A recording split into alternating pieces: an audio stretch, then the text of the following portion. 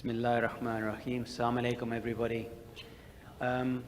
So I'm really very happy to be here, not least because I've just met Mo Salah over there, and I've just had a picture with him. So what I'm going to speak about is diabetic neuropathy, the Cinderella complication. And I'm very grateful to Inas and Muhammad and the organizing committee for asking me to give this state-of-the-art lecture. So these are my disclosures. And this is where I begin. And I am grateful that I'm being given a platform to speak about a complication of diabetes, which actually isn't given much airtime. And that is because most people focus on diabetic retinopathy and nephropathy and very little on neuropathy. For diabetic retinopathy, we have very good ways of detecting early diabetic retinopathy. Similarly, for diabetic nephropathy, we have very easy and quick ways of detecting early microalbuminuria or alteration in glomerular filtration. For diabetic neuropathy, unfortunately, we have limited tools, and in particular, we rely on the monofilament, which I will show you is good for detecting people at high risk of diabetic foot ulcers, but not good at detecting early diabetic neuropathy. And therefore, we have diabetic patients who have neuropathy, who are diagnosed late. Patients suffer, we have failed clinical trials, and we have no FDA-approved treatment for diabetic neuropathy at the moment. And I hope to share with you results of studies where we have challenged this. So first and foremost, in terms of diagnosis of diabetic neuropathy, I would say that this is not the tool we should be using. And what is the problem when we think about diabetic neuropathy? Well, we know that there are involvement of large A beta fibers, A delta fibers, and the C fibers. If you look at all the tests that we use for diabetic neuropathy, you know, I'm just gonna...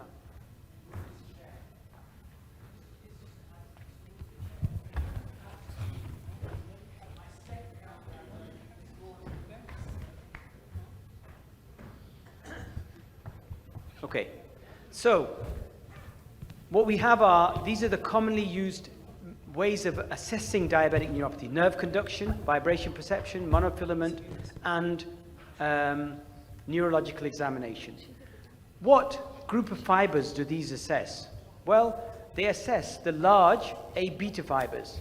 However, we completely ignore the small C fibers, which are the most predominant nerve fibers, and they also actually subserve many of the functions that are important to people with diabetes. One, key one, being pain. Two, small fibers also regulate blood flow and inflammation, which are important for foot ulcers. And what we do is we ignore small fiber damage, which occurs at the earliest stage and is also responsible for pain.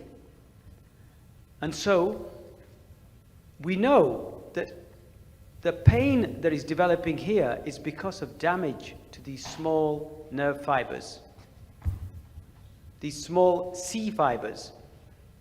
These are damaged and they grow, and it's during this process that actually you generate pain, and you also regulate tissue blood flow in the skin.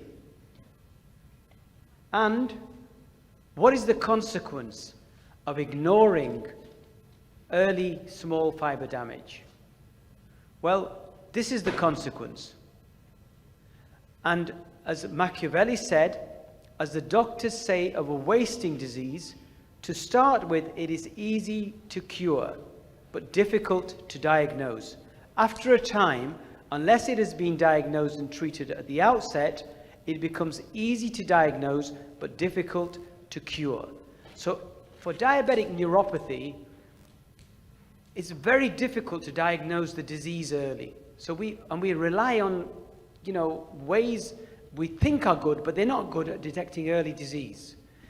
And it's at that stage that we need to be diagnosing this condition, because there are things we can do for it, and I will show the things we can do for it. But at the advanced stage, all we can do is identify those people who are going to undergo this, which is amputation. And this is what we should be trying to prevent. So how can we prevent this from happening? Well, here is where I'm going to share with you data that we've been generating over the last 20 years on an easy ophthalmic test that will enable you to get beyond the monofilament and actually detect early diabetic neuropathy. Because if you use the monofilament, the data suggests that the sensitivity of detecting early diabetic neuropathy is 55%, which means that you're missing half the people who have got early diabetic neuropathy if you're using monofilament. So what is the alternative? Well, the alternative, and I call it Nur al-Ain, light of the eye, which is that you can actually, let me go back. Can we play this video? Yeah.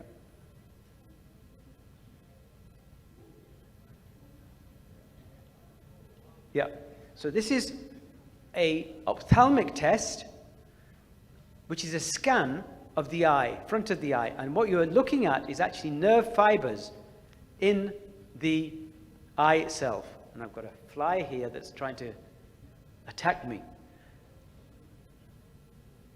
And what we can do is image the nerve fibers, and literally you can go and enter into the nerve fibers of the eye and assess nerve damage in patients with diabetes. And this, or what I call a battle now actually, because I've had it for 20 years. When I first started as a junior registrar in 2001, a optometry professor actually introduced me to the world of corneal confocal microscopy. In 2002, we got a small grant from the Juvenile Diabetes Research Foundation for $52,000, and we were able to show that in diabetic patients, we can scan their eye and we can actually detect early diabetic neuropathy. And that is really where, since then, we have had, I would say, a battle. Does this sound?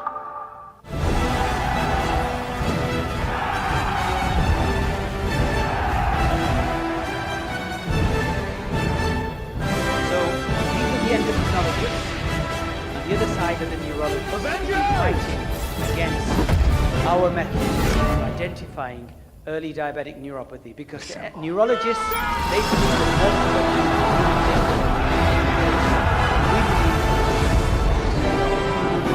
have no test.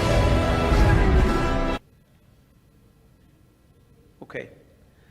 And that alternate test is corneal confocal microscopy, which allows you to image. These are controls, healthy controls. You can see these white lines are the nerve fibers in the eye. This is a diabetic patient with established neuropathy, severe neuropathy, very few nerve fibers.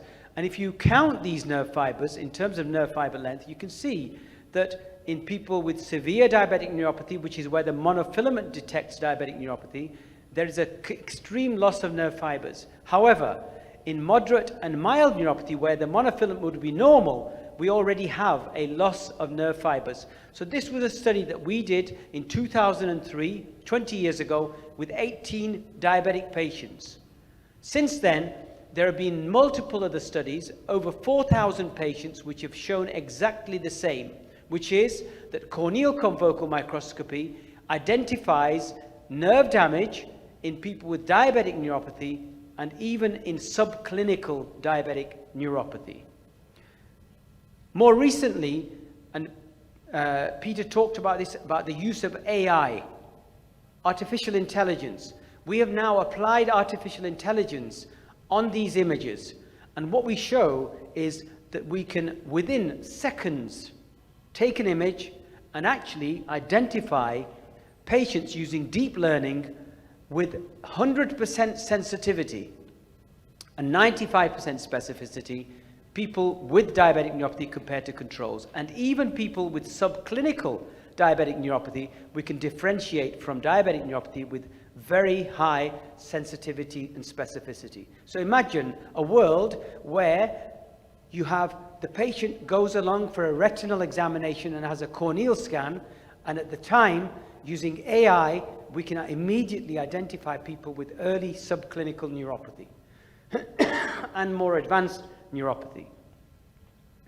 And also, actually, we can use the same scan to help us to identify people with painful diabetic neuropathy. Because imagine again that pain is because of small fibers. Therefore, logic tells you that if people have painful neuropathy, they are more likely to have small nerve fiber damage. And what we've shown, actually, in multiple studies, is that people with painful diabetic neuropathy have less corneal nerve fibers compared to painless diabetic neuropathy compared to healthy controls. And this relates to the severity of pain and the quality of life. And furthermore, we have shown that the more severe the pain, moderate to severe pain, compared to no pain, compared to mild pain, you get a progressive loss of corneal nerve fibers. So imagine, we can scan the eye and work out what's going on in terms of this patient's symptoms. In addition, we've also shown that this test is very powerful in detecting early nerve damage. Why early? Because this is going beyond looking at people with diabetes, people with impaired glucose tolerance. Before they even develop type 2 diabetes, we are actually showing that there is a loss or a thinning of corneal nerve fibers. And this, you can see, is here. And this is a paper we published in 2014. And at the time when we published it, I can tell you, we had a really tough time trying to get it into diabetes care because the neurologists who were reviewing it said, we don't believe you. Now, actually, we now have a large study called the Maastricht study, which has just been published in Diabetologia, of over 3,000 people with impaired glucose tolerance. Using corneal confocal microscopy, they show that in people with prediabetes, there is already, this is prediabetes, there is a loss of corneal nerve fibers. So whether you look at it with prediabetes compared to normal glucose tolerance, type 2 diabetes versus normal glucose tolerance, whether it's using the 2-hour, the HbA1c, skin autofluorescence, all of these people with prediabetes have less nerve fibers, corneal nerve fibers, compared to controls. And we are now currently running a study in Qatar, actually in obese children. So this is completely subclinical. These are kids who are overweight, around 100 kilograms, and the average age of these children is around 12. Okay? And they have no symptoms of neuropathy. And look, if you compare their weight compared to healthy controls, but they have metabolic abnormalities. But the weight doesn't really reflect that because, you see, we have some that have got normal glucose tolerance, some have got impaired glucose tolerance, and some have got type 2 diabetes. If you look at their metabolic parameters, HbA1c, you can see those with diabetes have higher levels, total cholesterol is higher, triglycerides are higher, HDL is lower, and LDL is higher. Does that cause corneal nerve damage? Yes, it does. And what we see, if you look at all three parameters of corneal nerves, you can see progressively with worsening glycemic control, that is from normal glucose tolerance to impaired glucose tolerance to type 2 diabetes, there is a dropout of nerve fibers already in kids who you would never ever think have got any evidence of neuropathy. So this is a subclinical nerve damage. So is there anything we can do for diabetic neuropathy, or do we just diagnose it and commiserate with the patient? Well, of course, in painful diabetic neuropathy, we have drugs that can reduce pain. Amitriptyline, pregabalin, duloxetine, gabapentin. The best study to date is just being published in the Lancet last year, and this is actually looking at exactly this. How good is amitriptyline compared to duloxetine compared to pregabalin in reducing pain in people with painful diabetic neuropathy? And furthermore, can we combine pregabalin, say with amitriptyline, or gabapentin with amitriptyline, and can we get a better outcome? So this is a study done with Solomon Tesfaye's group, and it's a multi-center study in the UK. And what did they show? Well, simply two major outcomes. One, that if you need combination, you're going to have more severe pain, and you will, it doesn't matter what combination you use, whether it's amitriptyline with pregabalin, duloxetine with pregabalin, pregabalin with amitriptyline, really pretty much similar reduction in pain. And that similar reduction in pain is what? Well, it's actually going from an NRS of 6.6 to 3.3, which is a 50% reduction. You will never, ever get complete relief of pain. At best, in about 50% of people, you'll get 50% relief of pain. Now, is that good enough? When you're giving these drugs, you know, and I know, that we get side effects. So these people, if they're on a tricyclic, will get dry mouth, will get postural hypertension. With pregabalin, gabapentin, they get drowsiness. So do we have alternate ways of maybe giving the same amount of pain relief? Well, vitamins, yes. Vitamin D, it is now clear from multiple studies actually, but I'm just going to share with you two studies. Our study, which shows that people with painful diabetic neuropathy have lower levels of vitamin D compared to painless diabetic neuropathy. The odds ratio, if you have a vitamin D level less than 20 nanograms, is 9.8. You have a 10-fold increased risk of painful diabetic neuropathy if you have a vitamin D level less than 20. And this is actually a study that has confirmed this from Sheffield. Same again, less vitamin D, more likely to have painful diabetic neuropathy. And we've actually done a study in Pakistan where we've shown that if you give vitamin D3 600,000 international units intramuscularly and you follow up patients with painful diabetic neuropathy, you see the following. You see a reduction in pain scores, which is about 50%. So vitamin D given, this was intramuscular, but I can tell you we give it orally, has a significant impact on pain.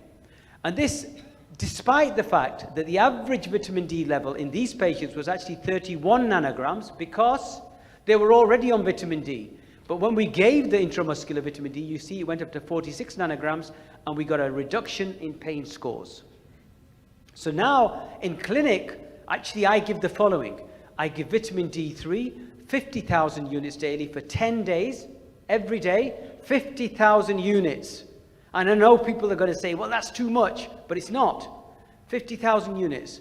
And I then give 50 to 100,000 international units once weekly to maintain their level above 50 nanograms per mil. The other vitamin which I must say, when I came to this part of the world in Qatar, I thought, my God, people are giving vitamin B12 for no reason. It has no benefit. But there is this study published from Greece that shows that oral B12, 1,000 micrograms against placebo over 12 months, could actually have an impact on diabetic painful neuropathy. So this is the active arm. You can see here B12 levels 232 go up to 776.7.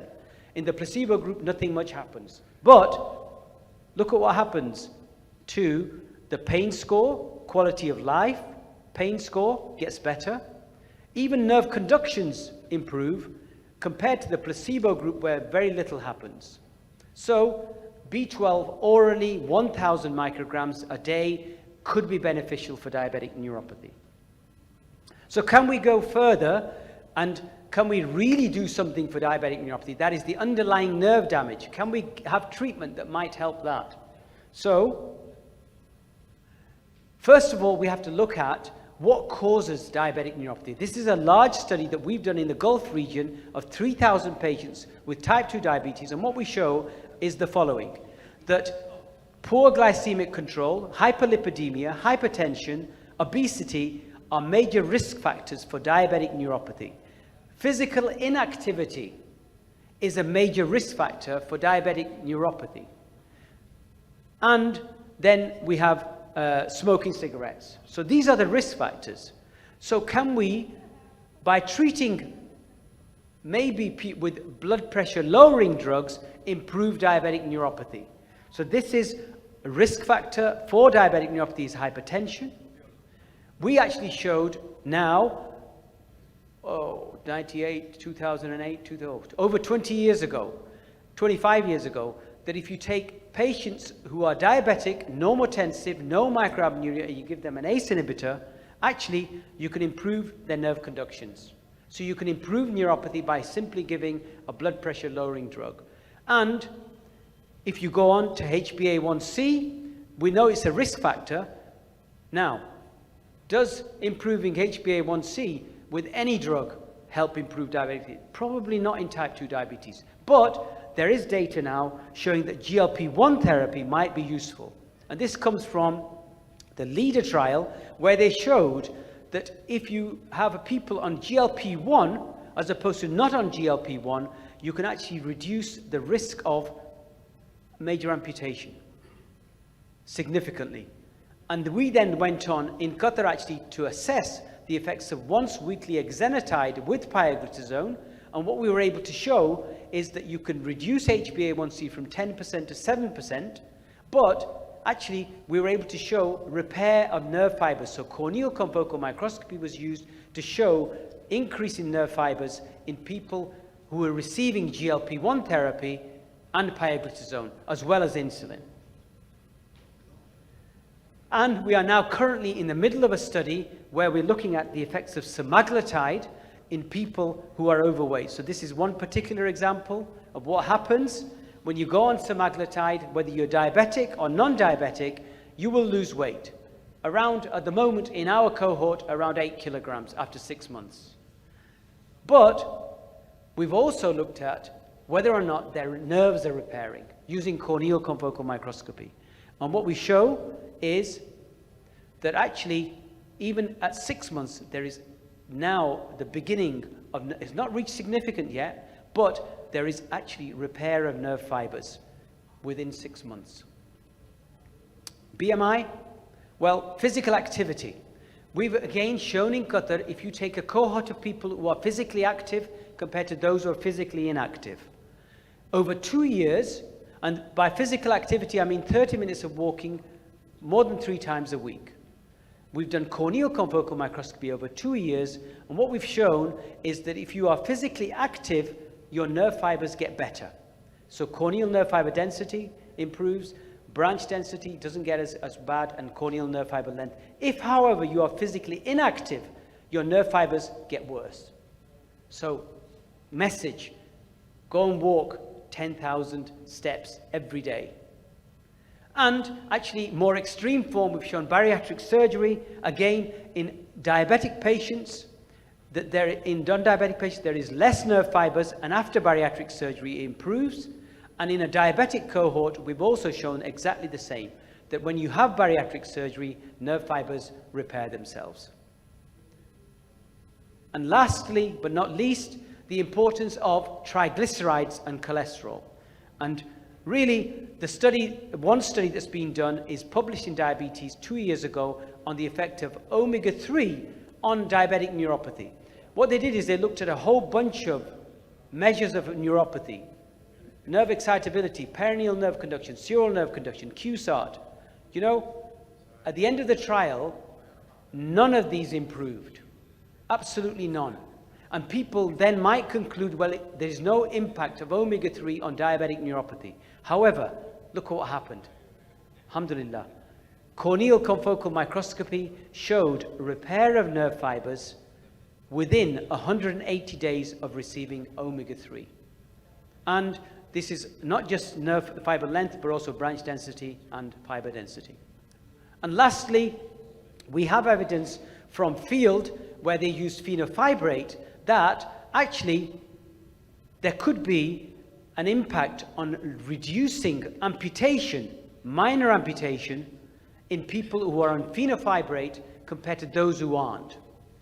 Okay? And an analysis actually from that study 10 years later showed that in a proportion of people who had fenofibrate, less of them progressed in terms of monofilament insensitivity compared to those who were on placebo, suggesting that the benefit of fenofibrate could be from neuropathy.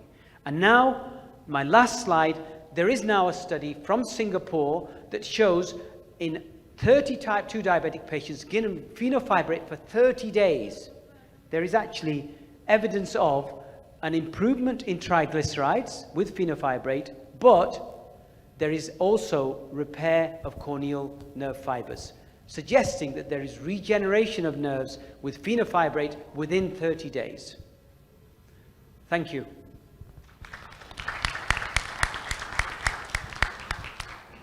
Thank you very much, Rayaz. Very important lecture, and as it's a state-of-the-art lecture, so there is no question